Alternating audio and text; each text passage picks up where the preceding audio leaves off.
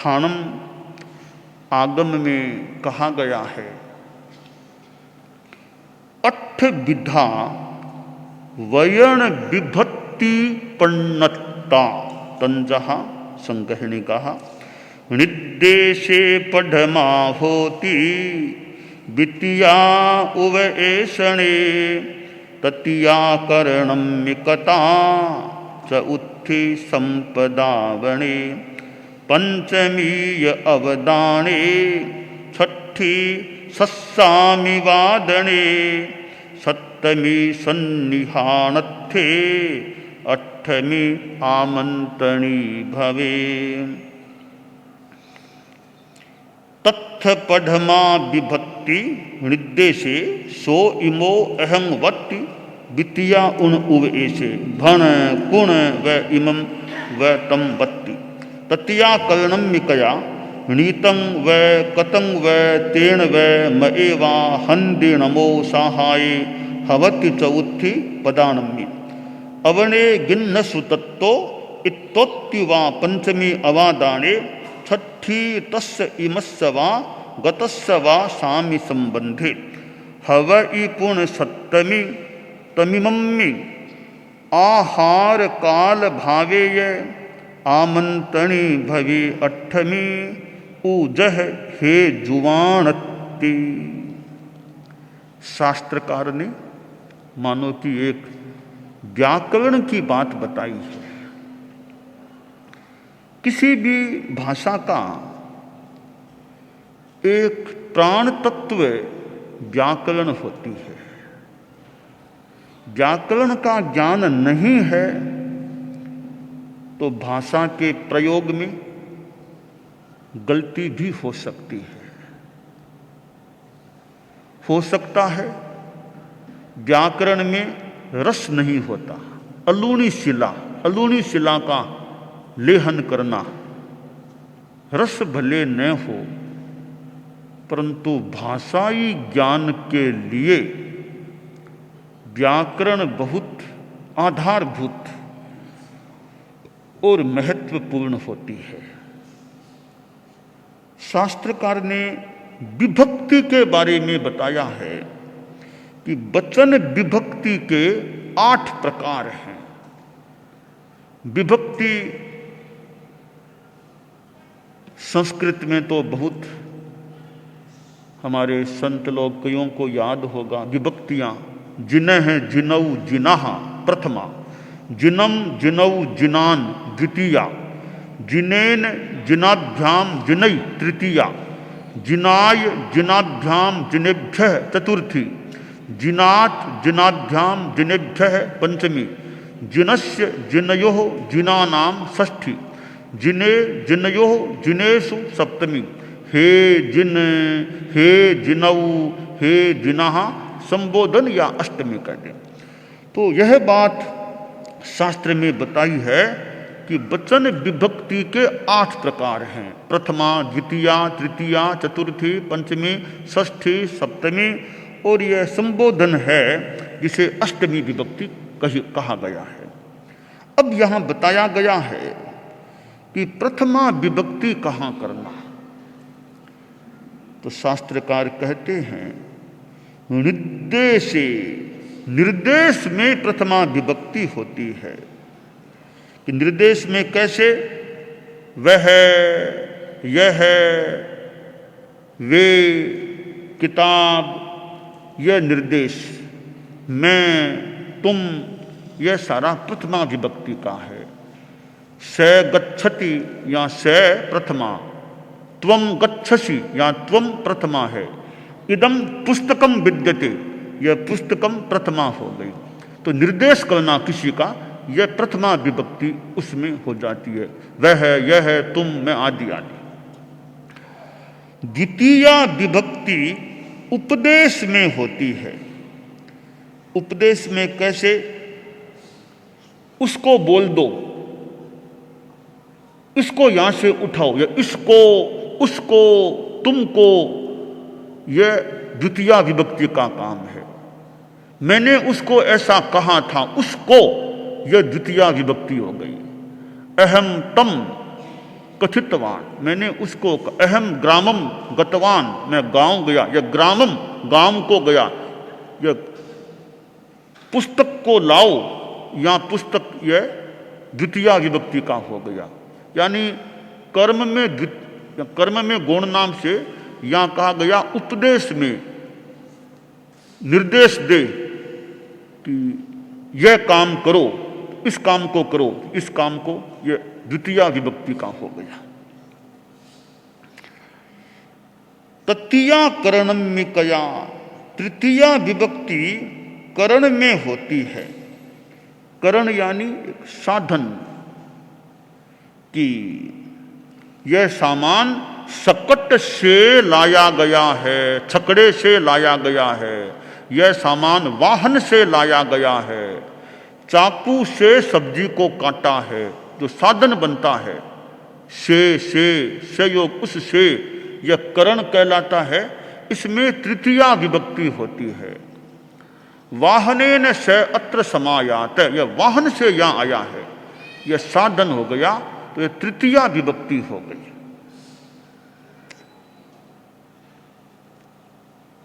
और मेरे द्वारा किया गया, मया कृतमिदम कार्यम, यह काम मैंने किया, मया यह तृतीया है, मया।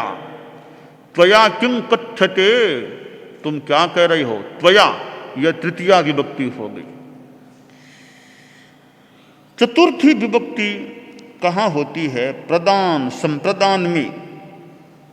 जैसे इसमें लिखा नमः स्वाहा, नमः अर्हद्भ्यः, नमः मुनिभ्यः, यह मुनिभ्य चतुर्थी है, मुनियों को नमस। तो यह संप्रदान में कि उसको अन्न दिया, तस्मै अन्नम दत्तम, यह भी चतुर्थी, तस्मै उसको अन्न दिया, तस्मै ज्ञानम दत्तम। तो यह गुरुभ्यो निवेद्यम, गुरुओं को निवेदन करना चाहिए, यह चतुर्थी विभक्ति के प्रयोग हैं। तो पंचमी कहाँ होती है? अवणे गिन्न सुतत्तो, अपादान, जहाँ दूर होना, कहीं से दूर हो जाना, वह अपादान। जैसे घर से दूर ले जाओ, इसको घर से दूर ले जाओ, या घर से, यह पंचमी है। गृहात दूरम नयतु भवान इदम, घर से दूर। कूपात नीरम प्राप्तम, कुएं से पानी प्राप्त किया, कुएं से पानी लेके, कूपात नीरम समानीतवान। तो अपादान है, वहां पंचमी होती है। अब षष्ठी कहाँ? कि स्वयं स्वामी संबंध हो, यह तुम्हारी किताब है, या तुम्हारी, मेरी, उनकी, उनका, यह संबंध हो गया। इयं प्रमार्जनी मम निश्रिता, मम प्रमार्जनी या मम निश्रिता, यह मेरी निश्चित प्रमार्जनी है। ममायम विचार है, मेरा यह विचार है, मम मेरा, स्वामी स्वयं का संबंध, मेरा यह विचार, यह विचार किसका? मेरा। इस विचार का मालिक कौन? मैं। तो स्वयं स्वामी संबंध है वस्तु और उसका स्वामी। कि इदम मम पुस्तकम, यह पुस्तक स्वयं हो गई, मम स्वामी हो गया। तो स्वयं स्वामी संबंध में यह षष्ठी विभक्ति की बात। अब सप्तमी विभक्ति कहाँ होती है? आधार में। आधार हो, उसमें, इसमें। अहम विद्यालये पठितवान, मैंने विद्यालय में पढ़ाई की। तो विद्यालय, विद्यालय में, यह में पर जहाँ आता है वो सप्तमी का आमतौर से, कि उसमें यह विशेषता, तस्मिन यम विशेषता, उसमें यह आधार हो गया। तो आधार में सप्तमी विभक्ति। वृक्ष मूले गावे है, आधार हो गया, सप्तमी हो गई। तो सन्निधान आधार में, तस्मिन समये, उस समय में, समय का आधार है। तस्मिन समये आचार्य वर्यः तुलसी गणिवर्यः हैदराबादे स्थिता आसन, उस समय आचार्य तुलसी हैदराबाद में विराजमान थे। तब कब 50 बरस करीब 50 बरस पहले हैदराबाद, तो उस समय में यह सप्तमी का हो गया। तो काल में, स्थान में, आदि में यूँ जो भी सप्तमी विभक्ति होती है। अब अष्टमी विभक्ति कहाँ? आमंत्रण में भो मुनि ऋषे अत्र समागच्छ, यह ऋषे यह संबोधन हो गया। हे राम, हे जिनेश्वर भगवान, हे जिनेश्वर भगवान, हे अरहत भगवान, यह हे जहाँ संबोधन होता है वो है अष्टमी विभक्ति संबोधन। ओ गुरुदेव, ओ भगवान, ओ अरहत भगवान, ओ भैया इधर आओ, ओ भैया, यह भैया यह संबोधन हो गया। ओ अरे अरे भैया इधर आओ, यह भैया संबोधन हो गया। तो संबोधन करना आमंत्रण के लिए ऐसे यह अष्टमी विभक्ति हो जाती है। तो ये 8 वचन विभक्तियां बताई गई हैं। और संस्कृत में तो एक विभक्ति में 3 फिर वचन होते हैं, एक वचन, द्विवचन और बहुवचन। ऐसे और हिंदी में नहीं होती हैं, प्राकृत में आश्रय नहीं, अंग्रेजी में नहीं, संस्कृत में 3 होते हैं, एक वचन, द्विवचन, बहुवचन। अहम एक वचन, आवाम हम दोनों द्विवचन, और वयम हम सब यह यानी बहुवचन। तो एक वचन जिन्ह है एक वचन, जिनौ द्विवचन, जिनाह बहुवचन। तो यह वचन विभक्ति की बात आगम में बताई गई है। अब एक प्रश्न हो जाता है कि ये आगम में धर्म की बात तो मान लो बताते हैं, पर ये व्याकरण की बात आगमकार क्यों बता रहे हैं? कोई धर्म की बात तो ठीक, अहिंसा करो, संयम, वो तो बातें आगम की ठीक है। यह तो व्याकरण की बात है। एक विभक्तियां 7, 8 जो भी बातें हैं, संप्रदान, अपादान, तो ये बातें तो एक स्कूली शिक्षा की या व्याकरण की है, भाषा की है। इनका निर्देश आगम में क्यों दिया गया है? अब हम कल्पना करें कि देखिए, पहली बात तो यह है कि यह एक विभिन्न ज्ञानों का मानव संकलन है। तो 8 संबंधी, चूंकि 8वां है यह अध्याय या स्थान, तो 8 की बातों का ग्रहण किया है। तो 8 बात की बात यह भी है, तो ज्ञान की बात ही है, इसका भी ले लिया। अब एक महत्वपूर्ण बात यह है कि भाषा के बिना हम पढ़ेंगे भी क्या, भाषा के बिना समझेंगे भी क्या, भाषा के ज्ञान के बिना बोलेंगे भी क्या, भाषा के ज्ञान के बिना औरों को क्या समझाएंगे? तो भाषा का ज्ञान तो आवश्यक है ना। इसमें एक और महत्वपूर्ण बात है कि भाषा के नियम के विरुद्ध बोलना भी तो अच्छा नहीं है ना।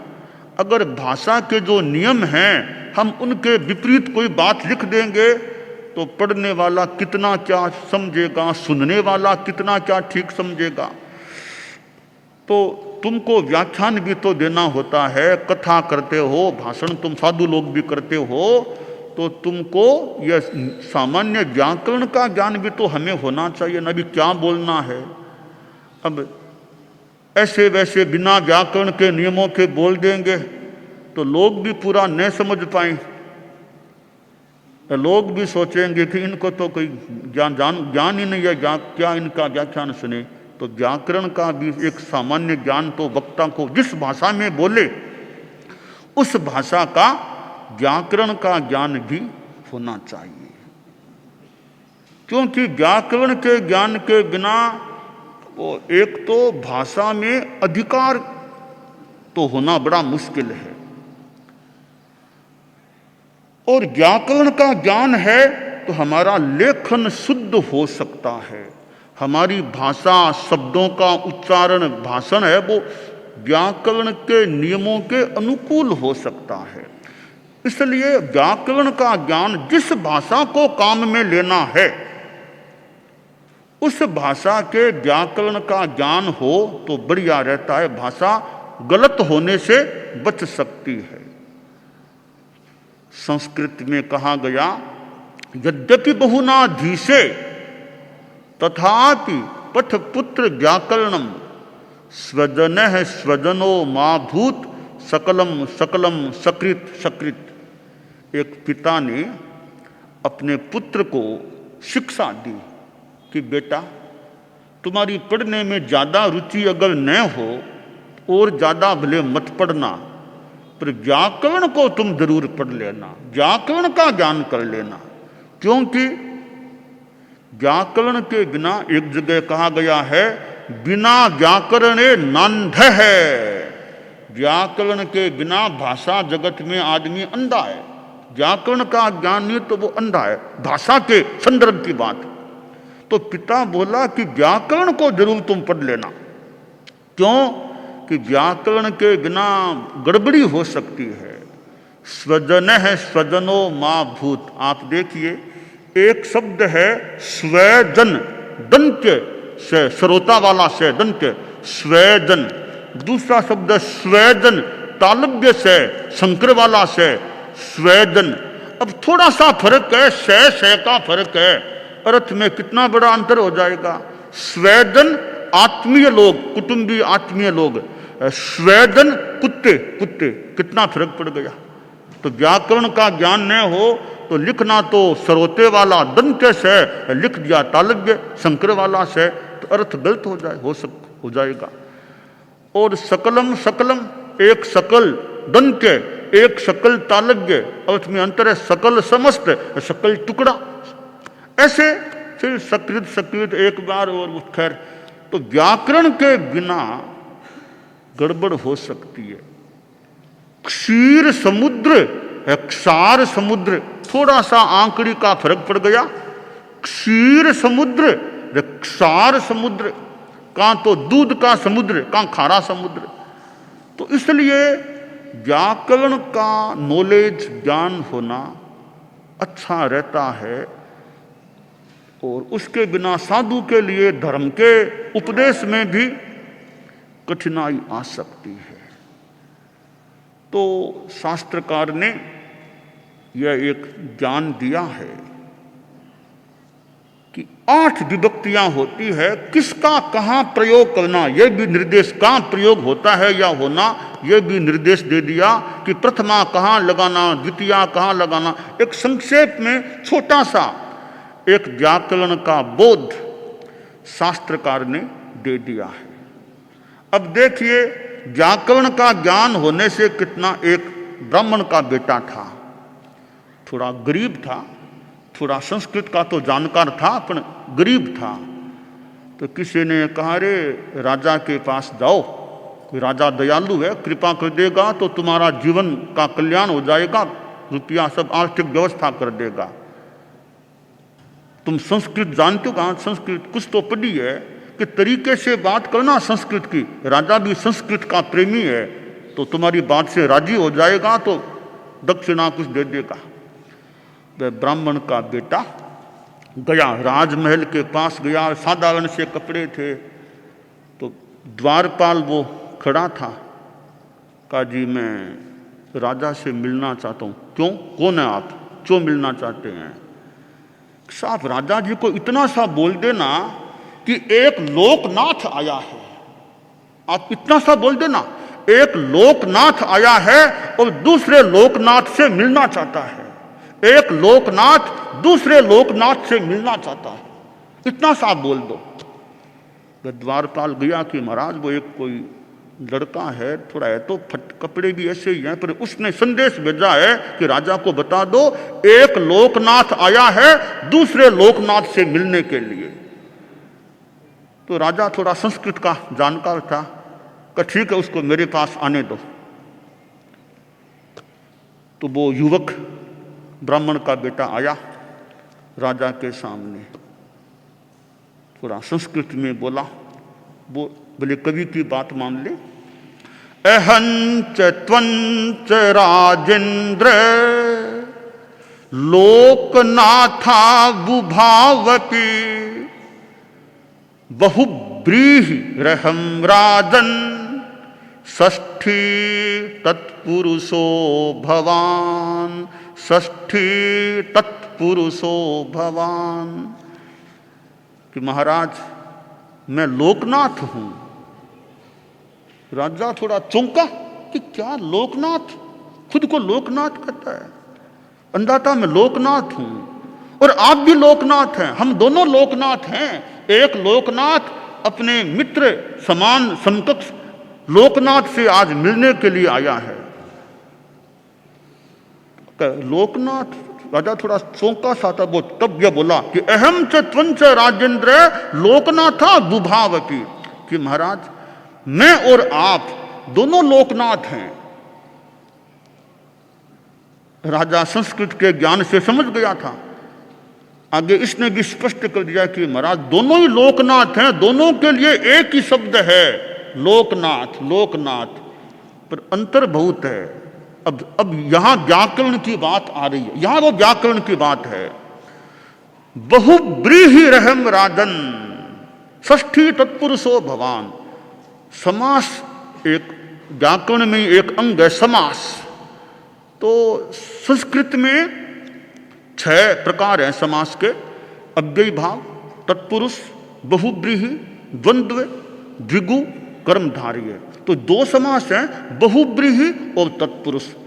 तो वो ब्राह्मण का बेटा बोला कि मैं तो बहुब्रीहि समास वाला लोकनाथ हूं और आप षष्ठी तत्पुरुष समास वाले लोकनाथ हैं। दोनों में अंतर क्या? लोकनाथ यह 2 शब्दों से बना हुआ एक शब्द है। समास है ना, समास में शब्द मिल जाते हैं, समस्त हो जाते हैं। लोकनाथ में बहुब्रीहि समास वाला कैसे? लोक है अस्ति नाथो यस्य स लोकनाथ है।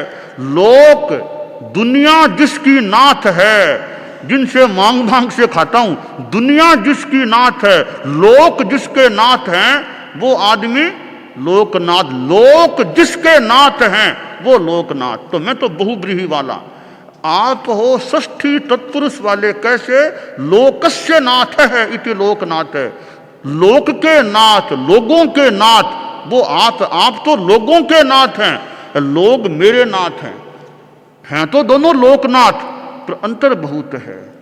राजा खुश हुआ कि ब्राह्मण का बेटा है, संस्कृत का ज्ञान तो लगता है। का क्या चाहिए? अन्नदाता, गरीब हूं, बस कृपा चाहिए। तो राजा ने दान दक्षिणा देकर के उसको विदा कर दिया। तो यह व्याकरण की बात है कि एक शब्द के एकदम विपरीत से अर्थ भी हो सकते हैं। व्याकरण का ज्ञान हो तो आप लोकनाथ कौन से हैं यह ध्यान दो। लोकनाथ कौन से हैं? विश्वनाथ। विश्वनाथ आप कौन से? विश्वम यस्य नाथ है स विश्वनाथ है, अथवा विश्वस्य नाथ है विश्वनाथ है। तो यह व्याकरण का ठीक ज्ञान हो तो भाषा की गहराई में जाकर के अर्थ का अच्छा बोध हो सकता है। दानान शिष्ठम अभयपयाणम सच्चे सुया अणवज्जं वयंती तवे सुया उत्तम बंभचेरम लोगुत्तमे समणेनाय पुत्ते।